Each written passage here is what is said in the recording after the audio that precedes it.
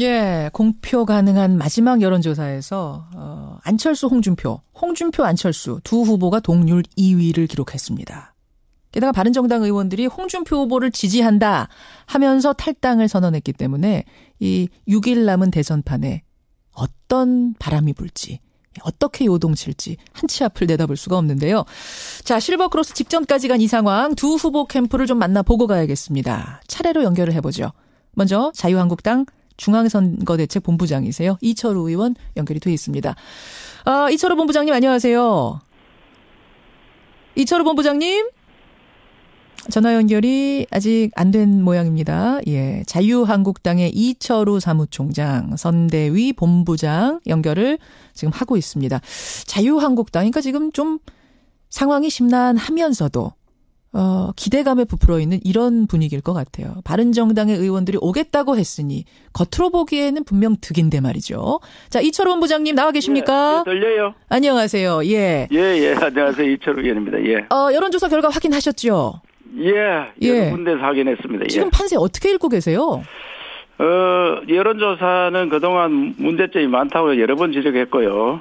우리 자체 여론조사가 확실히 정확하다고 생각되고 한데, 현재는 안철수 후보를 완전히 제끼고 문재인 후보를 추격하는 그런 양상으로 나타나고 있습니다. 이미 실버크로스가 일어났다라고 자체적으로는 판단하고 계세요? 자체적으로 며칠 전에 이미 실버크로스가 나타났고요. 우리 국민들께서도 보수 대 진보 이런 성향이 강하기 때문에 보수 우파들이 그동안 지지할 후보가 없어서 뭐 방기문, 한교안, 안희정, 안철수 이래 다니다가 이제 새로운 후보가 왔다. 정말 보수 우파의 후보구나. 홍준표를 지목한 것 같습니다. 이제야 떠돌던 그 표들이 정착해서 자리를 찾았다 이렇게 보시는 거예요? 예. 그럼 이제 올라갈 일만 남았다 이렇게 보시는 겁니까? 그럼요. 그래 올라가면은 대한민국은 항상 보수 우파, 진보 좌파가 그 1, 2% 차이로 선거를 판가름합니다. 그래서 이번에는 우리 보수 우파 분들이 그동안 탄핵 정국에 있어서 많이 고심도 하고 좀 부끄러워하고 그런 일이 있었는데 그러나 나라를 지켜내야 된다. 자유 대한민국을 지켜야 되지. 잘못하면 친북 좌파가 정권을 수립되면은 나라가 더 어렵고 어떻게 하면 월남처럼 공산화될 수도 있다는 이런 걱정들을 많이 하는 것 같습니다. 그래서 뭉치기 시작했습니다. 그래서 뭉치기 시작했다. 뭐 친북 좌파라는 표현은 이건 문 후보 측에서 들으면 크게 분노할 표현이기 때문에 뭐 자유한국당 지지자들 중에 그런 표현하시는 분이 있다 이 말씀이신 거죠? 그것은 뭐 친북 좌파 북한하고 북한을 친하게 생각하는 거를 친북이라고 하고 좌파 우파는 그건 뭐 통상명칭입니다. 알겠습니다. 자, 그러면 몇 %까지 가능할 거라고 자체적으로 내다보세요? 그래서 여러 가지 여론조사 결과가 있겠습니다만은 안철수 후보 득표가 어느 정도 따랐는데 40% 근방에서 우열이 가려질 거로 생각하고요.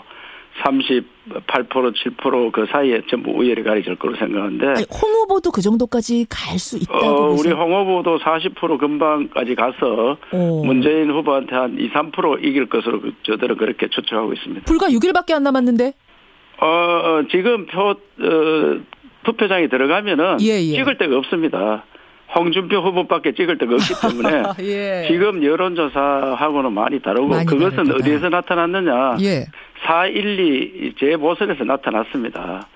우리 당 지지율이 9%, 7% 하는데 4.12 보선에서는 우리가 당선자 수로 따지면 한 40% 당선되었습니다. 알겠습니다. 이제 지역 선거긴 했기 때문에 좀 차이점이 있긴 있습니다만 여하튼 당에선 그렇게 보고 계신다. 그런데 국민의당의 생각은 좀 다릅니다.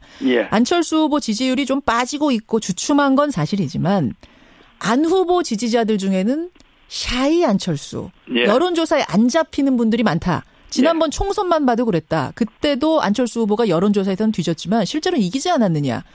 샤이 안철수 어떻게 보세요? 안철수 후보는 민주당 이중대이기 때문에 그동안 우리 보수 우파 분들이 방향을 못 정해서 안철수 후보를 지지했기 때문에 그 표가 갔다가 다시 빠지는 경향인데 사이 안철수는 거의 없다고 보고요. 더 빠질 거로 생각합니다. 더 빠질 것이다. 그래서 15% 내에서 안착하지 않겠느냐 그런 생각을 갖고 알겠습니다. 사이는 홍준표가 있을 뿐이라고 생각합니다. 오히려 샤이 홍준표가 지금 숨어 있다. 예, 그런 생각합니다. 그나저나 이철우 의원님. 예. 지금 바른정당 탈당하는 의원들, 이게 어떻게 입당이 결정이 된 겁니까? 어떻게 되는 겁니까? 입당은 절차가 좀 복잡합니다. 우선 시도당에서 절차를 거쳐서 와야 되고요. 탈당한 분들에는 심사 제도가 있기 때문에. 그렇죠. 그래서 아직 복당은 안 되었고, 복당 절차를 아직 입당 신청도 안 했습니다. 탈당하고 입당 신청을 해야 되는데 입당 신청을 하면 절차를 밟기 때문에 대선까지는 그 결정 나는 것이 쉽지 않다고 생각합니다. 쉬는 날도 많고 하기 때문에. 어제 자유한국당 한선교 의원을 비롯해서 많은 의원들이 반발했습니다. 한선교는 심지어 그분들 들어오면 내가 나가겠다. 김진태 의원도 아니 나갈 때 자기들 마음으로 나갔을지 모르지만 들어오는 건 마음대로 안 된다. 대선 후에 당원들 뜻 다 물어보고 결정해야 된다. 김태흠 의원은 장제원, 황영철, 권성동 세 사람만큼은 절대 안 된다. 이렇게들 얘기하세요. 이게 입당이 되겠습니까? 물론 그런 이야기도 할 수 있고요. 그러나 전쟁을 하다 보면은 고지가 눈앞에 있는데 같은 뜻을 가진 쉽게 보수 우파 정권을 수립하기 위해서 뜻을 가진 분들이 지금은 마음이 좀 불편하더라도 힘을 모을 때라 생각합니다. 그래서 제가 그분들을 설득을 많이 하고 있습니다. 우리가 일단 전쟁에 이기고 봐야지 전쟁에 지면 다 같이 죽는데 어떻게 그럴 수 있느냐. 그래 하니까 그분들도 이해는 합니다. 이해하세요.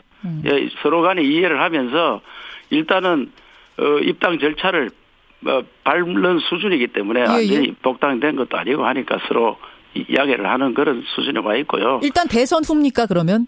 아닙니다. 대선 후 전후를 따져서 입당은 신청을 하고 그 심사를 하고 절차가 있기 때문에 또 쉬는 날이 많이 있잖아요. 오늘도 쉬는 날이고. 물리적으로 대선 후가 될 거다 이 말씀이시죠? 물리적으로 대선 금방이 될 건데 그렇게 서로 이해를 하고 간다고 생각합니다. 근데 말이죠. 명분이라는 게 정치에선 중요하지 않습니까? 헤어진 지 100일 만에 다시 만나려면 뚜렷한 명분이 있어야 되는데 지금 바른정당이 탈당하신다는 그분들이나 받아들인다는 자유한국당이나 지금 명분이 좀 부족하지 않습니까? 오로지 선거 승리 그거 하나? 그것은 대한민국 운명을 가르는 그런 선거이기 때문에 이것보다 더 큰 명분이 없습니다. 친북 좌파 정권이 들어서면요 나라가 주한미군이 철수할지도 모르는 그런 정말 힘든 나라가 됩니다. 그렇기 때문에 이분들은 정치적 양심을 가지고 왜 이 나라를 지키겠다.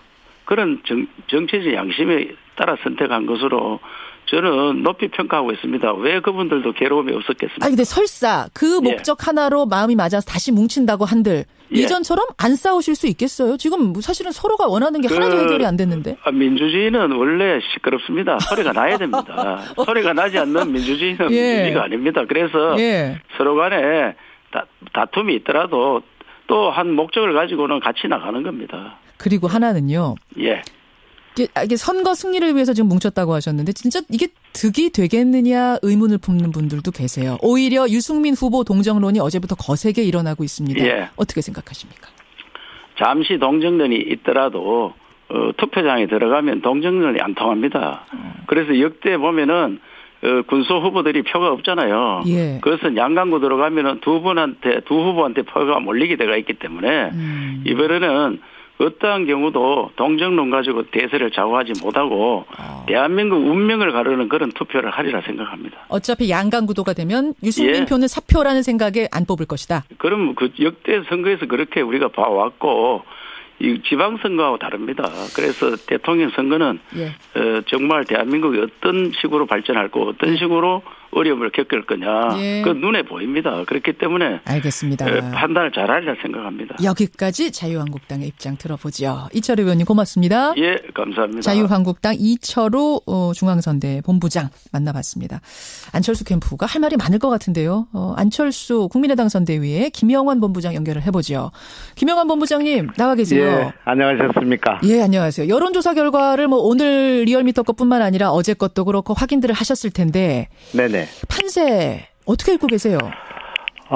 지금 현재 저희는 이제 상당한 격차를 가지고 있는 2위 한 20% 내외가 되겠습니다만은 저희는 이 여론조사 여러 가지 그 문제점 때문에 한 10%, 15% 묻혀있다 이걸 확신하고 있습니다. 그래서 오차범위 내에서 뒤지는 선에서 깜깜이 선거로 들어가고 있다 이렇게 보고 있습니다. 10에서 15%가 이른바 샤이 안철수.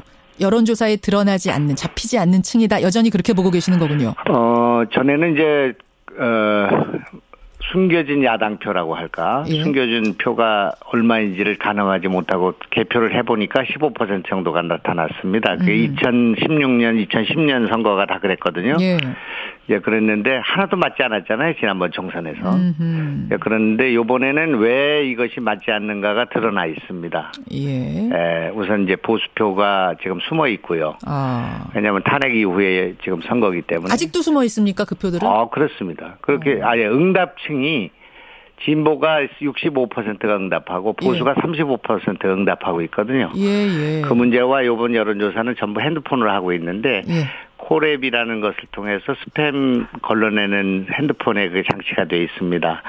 그래서 전화가 오면은 여론조사하는 걸 알고서 응답해야 되기 때문에 적극적 지지층만 응답하는 그런 문제가 있습니다. 그 두 가지 때문에 안철수 한 10 내지 15% 묻혀있다는 확신합니다. 네. 앞에서 자유한국당에서 뭐라고 말씀하셨냐면 그 샤이표가 있긴 있다. 샤이 보수가 있긴 있는데 그 표가 네네. 이제 홍준표에게로 가지 안철수한테 가지 않는다. 왜냐하면 그동안은 지지할 사람이 마땅치 않아서 안 후보를 찍었던 거다. 이러시는데요. 네, 우리 지지율 하락은 이제 홍준표의 선전하고 관련이 있습니다. 그렇기 때문에 지금 현재 어떻게 나와 있느냐 하면 부동층이 25%에 달하고 있고요. 그다음에 지지 후보를 바꿀 수 있다가 25%입니다.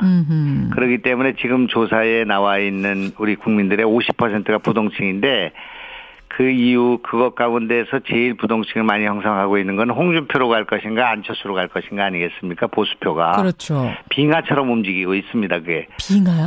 하루 그러니까 얼음덩어리 하나가 남극과 북극으로 왔다 갔다 하는 부동층이 아니고 큰 얼음산이 보수라는 개혁적 보수라는 얼음산이 15% 정도 되는데요. 이것이 안철수에 붙었을 때 우리가 이제 양강을 형성했고 그것이 홍준표 쪽으로 부분적으로 이동하게 되니까 1강 2중이 되지 않습니까? 그렇죠. 이번 선거는 이제 그것이 결정하게 되기 때문에 그것이 이 깜깜이 선거 6일 사이에 하루에도 지금 20%가 왔다 갔다 할 수 있는 상황이 돼 있습니다. 지금 선거가. 그렇군요. 이 분수령에서 어제 그 바른정당 이 사건이 터진 거죠. 그게 이제 누구에게 득이 될 것이냐에서 자유한국당은 아무리 그래도 바른정당 의원이 10몇 명이 우리 지지를 선언했는데 우리한테 약이 될 거다, 득이 될 거다 하세요. 그 말씀을 이철호 의원 말씀을 들었는데요. 국회의원 머릿수를 가지고 생각하는 여의도식 그 주판법입니다. 그게. 근데 국민들의 마음이 그렇게 되질 않고 역으로 가고 있지 않습니까? 그러기 때문에 그게 안 된다고 생각합니다. 첫 번째는 제가 정치 오래 해봤지만 세상에서 처음 보는 왕철세 애들입니다, 이게. 철새도 아니고 왕철새예요. 왜냐하면은 대통령을 탄핵한 분들 아니겠습니까? 그렇죠. 같은 당에서 그게 얼마나 어려움이 있고 얼마나 갈등이 많았겠습니까? 그래가지고 그 결단을 해가지고 바른당을 창당을 해서 건강한 보수를 만들겠다고 해놓고 지금 아무런 명분도 없이 그 돌아가는 거기 때문에. 명분이 있긴 있대요. 명분은. 좌파 아까 뭐라고 하셨죠? 친북 좌파 정권을 막아야 된다는 이 명분으로 뭉치는 거다. 친북 좌파 정권은 지금 홍준표가 나와가지고 지금 문재인이 당선되는 건데 적대적 공생관계에 있고 홍준표가 없었으면 안철수가 당선되죠. 그런데 그게 어떻게 그 명분을 그렇게 삼습니까? 또 아까 나라를 지키기 위해서 나왔다고 하는데 누가 그분들한테 그렇게 해서 나라 지키라고 한 사람이 있습니까? 이것은 완벽한 구태 정치가 됐고요. 그렇게 보세요. 그래서 이제 낡은 정치의 경연장이 됐습니다. 지금 이것이. 그리고 두 번째로 그동안에 이제 탄핵을 잊고 홍준표로 갔던 거 아니겠습니까? 국정농단이라든지 측근 정치 이거 다 잊어버렸단 말입니다. 최순실 박근혜가 지금 감옥에 가 있으면서 잊어버렸는데 이것이 이제 부상된 겁니다. 다시.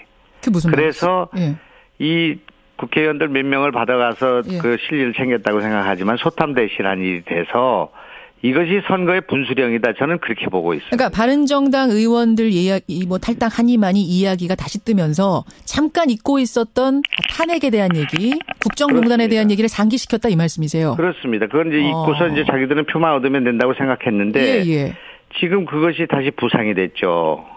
그래서 이 지금 부정치로 회귀한 그 홍준표로 간 그 13명인가요? 예. 그분들이 결국은 홍준표를 더 이상 15%의 박스에서 천장에서 더 이상 올라갈 수 없게 만드는 그런 역효과를 갖게 되죠. 틀림없습니다. 이제 10%에서 알겠습니다. 12% 내려갈 것입니다. 그 바른정당 분들이 성공적으로 자유한국당에 안착을 할 수 있긴 있을까요? 그건 어떻게 보세요? 절대 불가능하죠. 절대요. 거기는 이제 그 친박 기본적으로는 친박입니다. 거기는 본질이. 예. 홍준표 후보 자체가 탄핵에 국회의원이었으면 탄핵에 자기는 반대했을 거라고 하는 사람 아니겠습니까? 예. 그리고 이게 종북 좌판이 뭐 무슨 규정 노전이 하는 것들이 전부 시대에 뒤떨어진 낡은 보수입니다. 저걸 가지고서 지금 우리 국민들의 의식을 과거로 뭐 안보 위기로 종북 그 프레임으로 이걸 해가지고서 보수가 다시 양강을 구축한다? 안 되죠. 거기하고 저쪽에는 친박 패권, 신문 패권하고 이게 부딪히게 돼서 예. 구태 정치의 각축장 경연장이 되고 있다고 생각합니다. 이것이 이제 우리로서는 녹색혁명의 지난 총선에서의 그거 있지 않습니까? 낡은 정치 정산하고 기득권 정치를 극복하는 이 프레임으로 들어왔기 때문에 알겠습니다. 지금 우리는 상당히 선거의 오히려 구조가 좋아졌다. 예, 오히려 좋아졌다. 네네. 지금 청취자 한 분이 왕철세란 단어가 확 꽂힙니다. 이러시는데 왕철세로 김영한 본부장은 규정을 하신답니다. 그분들은. 여기까지 말씀 듣죠. 고맙습니다. 네네 고맙습니다. 국민의당 선대위의 김영환 미디어 본부장까지 만났습니다.